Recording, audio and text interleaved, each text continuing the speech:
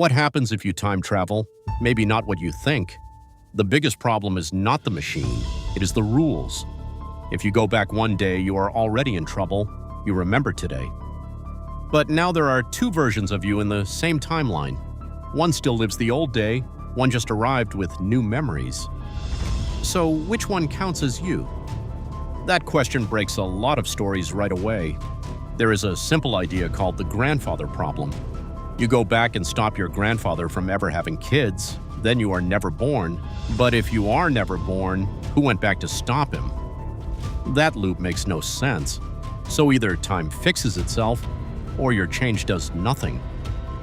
Some people think the past is locked. You can visit it, but you cannot change it. You only do things that were always part of history. That means your trip was never random. It was always there. That sounds clean. It also sounds terrifying. Because if the past is fixed, free will gets weird fast. You can try to change things. You can yell, run, warn people, break objects, hide evidence. But somehow, history still lands on the same ending. Maybe your mistake was always meant to happen. Maybe even your warning caused the event. Then there is the opposite idea. Change the past and the timeline splits. One line keeps going as it was, another line branches off into a new reality. In that version, your actions work, but you did not rewrite your own home. You just made a new branch where things are different.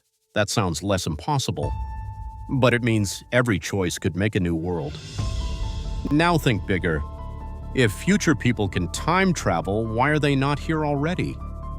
That is the famous paradox problem. Maybe they are here and we do not notice.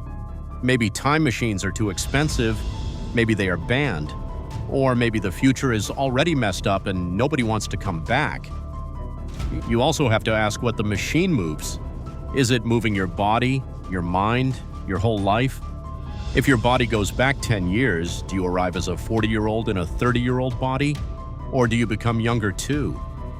If only your mind travels, then you are trapped with old memories in a younger life. That is not a superpower.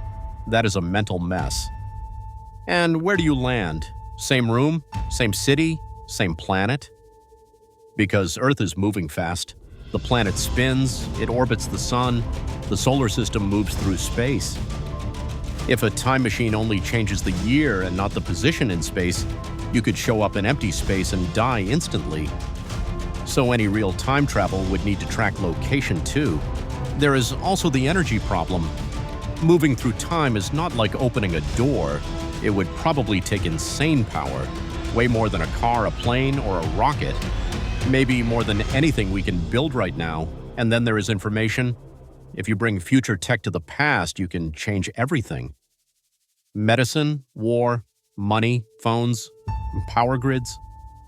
The first person to bring back one working battery might wreck the economy, or the past might refuse the gift. Maybe the world cannot handle it yet.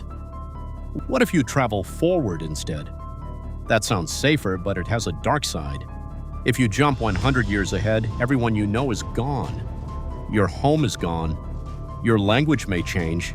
Your culture may vanish. You would wake up in a world that has no reason to wait for you. So time travel is not just about moving through years. It is about surviving the consequences. Maybe that is the real answer. Time travel does not give you control. It gives you more ways to lose it. So if someone handed you a machine tomorrow, would you go back to fix one mistake or forward to see what survives?